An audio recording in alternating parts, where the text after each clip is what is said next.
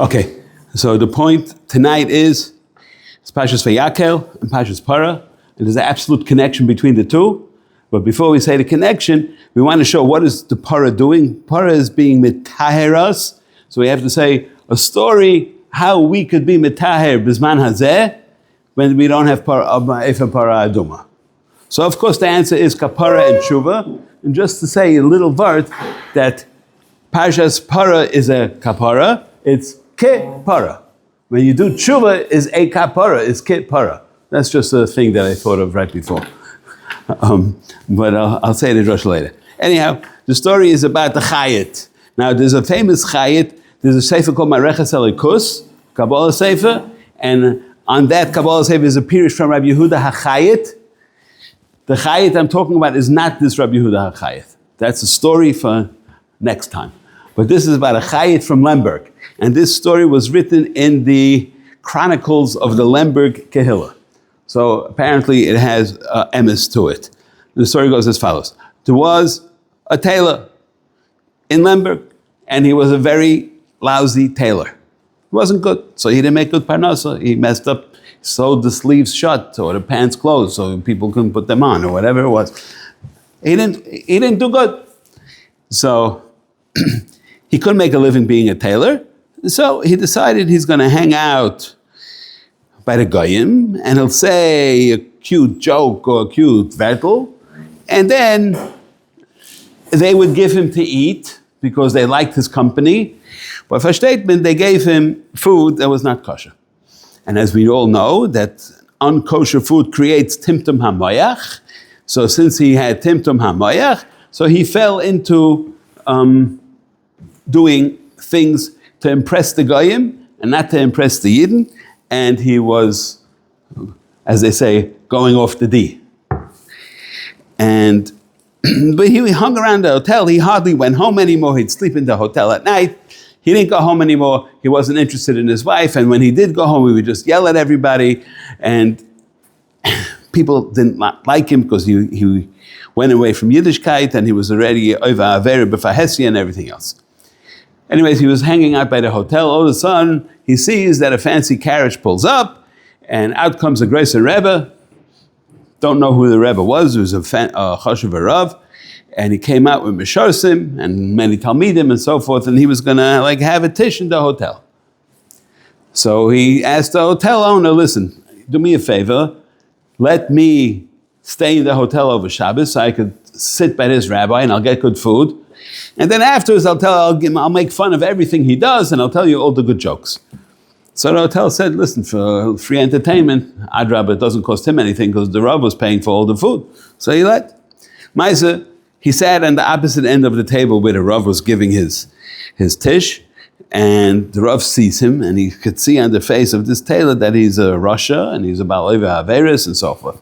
So instead of giving his regular drasha on the Parsha, he decided he's going to give Shtarka Musa, and he did this on Friday night. He gave Shtarka Musa, and then he did it again Shabbos day, and again Shalosh Shudas. He gave a very Shtarka Musa saying about the Einshim for doing Averis and so forth. L'maisa, he touched the heart of this tailor. And this tailor decided that from here on in, he has to do tshuva. So he went to the Rav and he said, your drasha's got to me, I want to do tshuva. So the Rav didn't really believe him. So he told him, you know what, go learn a little extra every day and Yetzu Geven Tshuva. Because he figured the guy's not serious anyhow and he's not going to do it. He's just trying to chanfa and kiss up to him for whatever reason. And the tailor realized that what was going on, but he really meant it seriously. So he went back to the Rav and he told him, listen, I'm really, really serious. I know that I did terrible Averis, and I know that the only way I'm going to get a kapara is to have a hard time in that kapara. I have to suffer. So tell me something that I should do that I should have a complete kapara. So he told him, what you should do is you should fast from Shabbos to Shabbos, and that will be considered a kapara. Then you have to fast a whole week, Shabbos to Shabbos. And don't stop doing it until you get a siman min shamayim that you could stop. But the nights also? It doesn't say klar, so however you want to imagine it. I call that a kasha of a maisa. Okay? Any event, and so he went to the shul that night, and he He davened Ma'ariv, because he hadn't davened until then. He started davening, and he tells the Gabbai in the shul, do me a favor, that when davening's over and everybody's going to go home and you're going to have to lock up the shul, I need to stay here, and there's a room in the basement. Lock me in the room in the basement, and then when it comes time for davening the next morning, unlock my door and I'll come upstairs like this. I won't be nichshal in it with anybody, and I won't eat, and I won't do anything that I'm not allowed to do. So the Shammai said, fine. So he did this for a number of weeks. Maisa came Shabbos, the guy was chalashing, as you could imagine. So, but then the Gabbai for that Shabbos forgot to open his door. It's like this, he would come out for Shabbos and he would be able to go eat, and this Shabbos the Gabbai forgot to unlock his door, so he's stuck in there on Shabbos also. So the guy Mamish had a major chalishus hadas. So he went to sleep. What should he do? In his dream, he had a Gili Eliyahu, because he was suffering all the Yisurim. Eliyahu Hanavi said, this is your Simon and Shamayim, you could stop the fasting. So he was very happy, but he said, L'maaseh, he's locked up in the room, even if he doesn't have to fast anymore, so he's still locked. So, for some reason that he didn't know, like within the hour, which was the middle of the night, all of a sudden the Shabbos came, and he started apologizing to him, so sorry, I forgot to open the door for you, I know you need to go eat, and so forth. So then he was able to do it. But he didn't know if the dream that he saw Eliyahu was a true dream. So he asked the Shabbos, he says, tell me, what made you remind yourself to come open the door? So he told him, he said, I was sleeping very comfortably, all of a sudden I had a dream that somebody came to me, didn't say who it was, and he told me that you forgot to unlock the room in the shul so the guy could come out. He says, oh, he forgot, he felt bad, so he ran to shul and he opened the door. When the person, this tailor, heard this, he said, that's a Simon and Shemayim, that this would happen with Eliyahu Hanavi, is taka a true dream. So, Maisa, he came out, and then he was mamish a true chayz b'tshuva, because he took away all his gashmiyas and it was kulei ruchni. And Eliyahu Hanavi told him, because you did such a madrega in tshuva, so I'm going to be willing to learn with you, but tonight you have to move out of the house you live in with your wife, and you have to move next door to the merchatz. That was the kachava uvda. Anyways, so he went home. First his wife threw him out and says, you're a bum and a drunk, and who wants you here? And he said, no, listen to me, I did tshuva. Of course she didn't believe him right away, but then he started saying, listen, just let me in so I can make kiddush.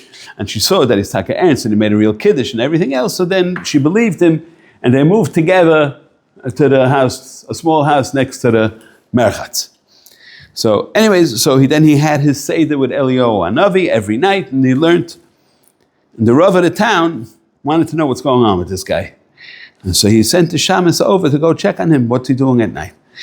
So the shamus comes back and tells the Rav, I went to his house and I saw the light on, and I see him, he's sewing clothing. He's doing what he does.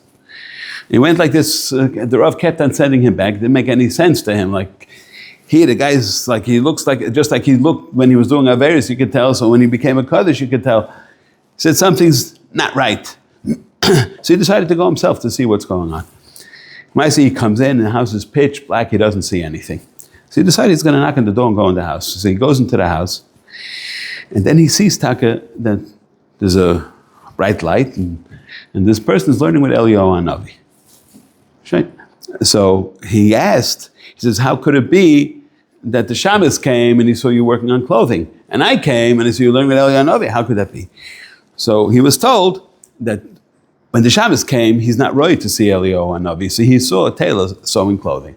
But you, the Rav, who's a Talmud Chacham and a Tzaddik and everything else, so you're right to see Eliyahu Hanavi, so you are able to see him. So Rav says, I want to join the Chavrusashaft to learn with Eliyahu Hanavi too. So the tailor said he has to ask, and whatever Eliyahu Hanavi says, that's what's going to be. Maisa, he asked him, the Eliyahu Hanavi said, no, the Rav cannot learn with us Chavrusa, because he's not on the same Madrega as you are, because you went through all these Yisurim to reach that Madrega, but what I learned with you, Eliyahu said, what I learned with you, tailor, you could tell over to the Rav. Like, basically, you'll be like his Rebbe. So, of course, this was kept top secret, nobody knew anything. And the tailor was nifter. Nobody knew who he was. Everyone thought that he was first a bum, and then he straightened out, so fine. Nothing special. Then when he was nifter, so they told the Rav, the tailor in town was nifter.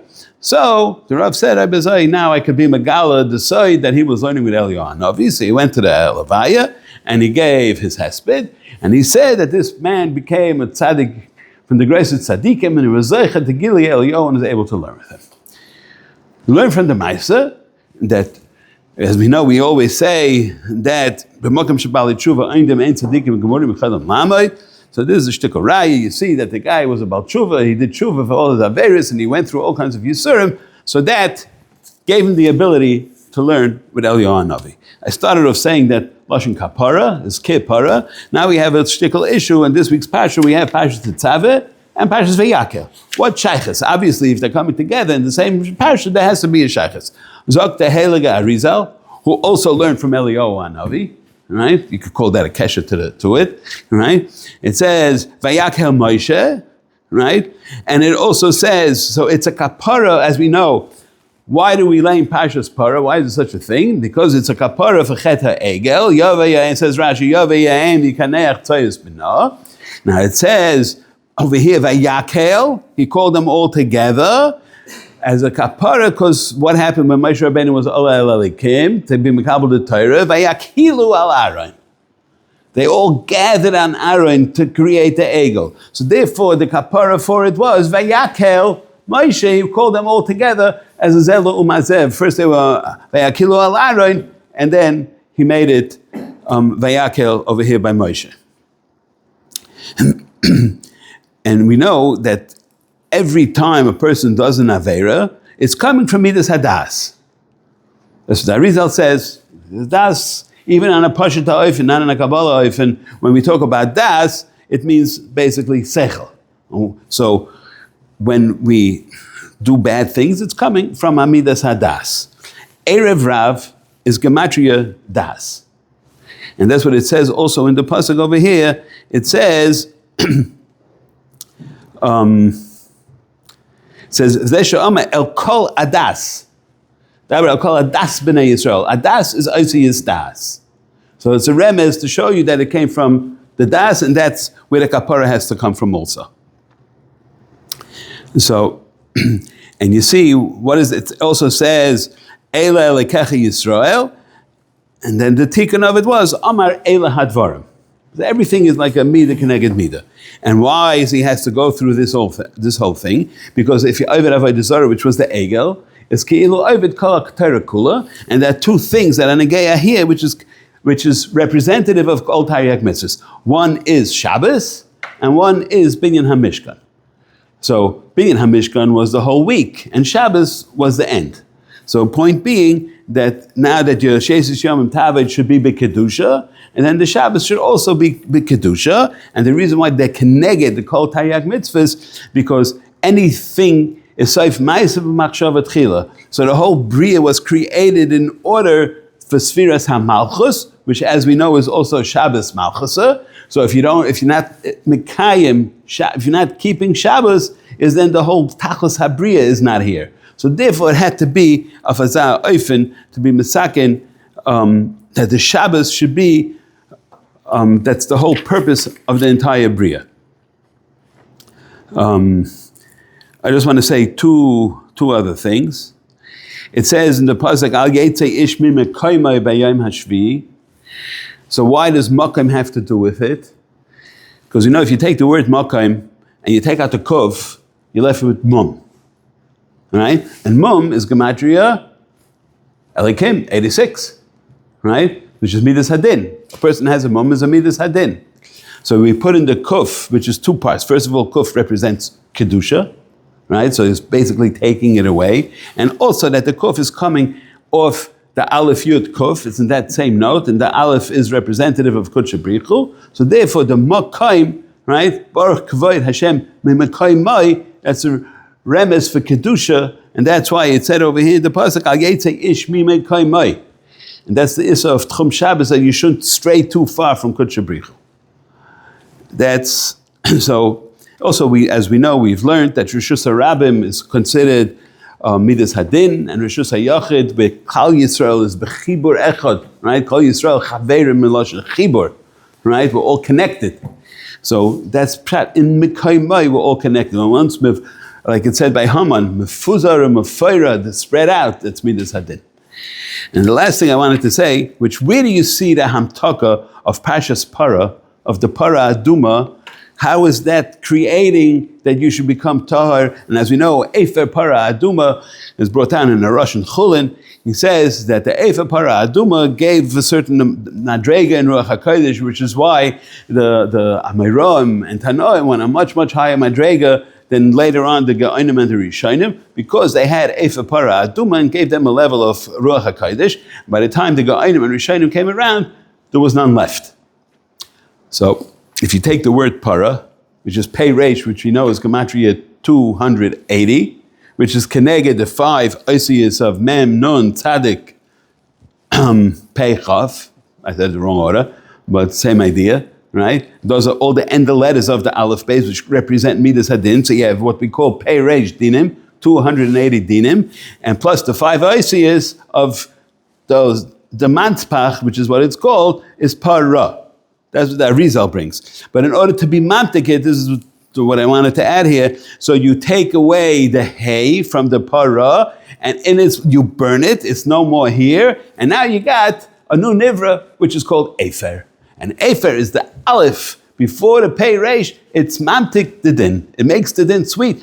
Aleph in Bitsura is Yud Vav Yud, which is Keneged Shem Havai, which is 26. And that's how you mamtik the din. Therefore, the Efer Para, you have Para Aduma to take away Tumah, which is din, and you have the Efer, which is Metahir, because it represents Hamtakas Hadin. On that note, may we all have a very happy Parshas Vayikehel and Para together.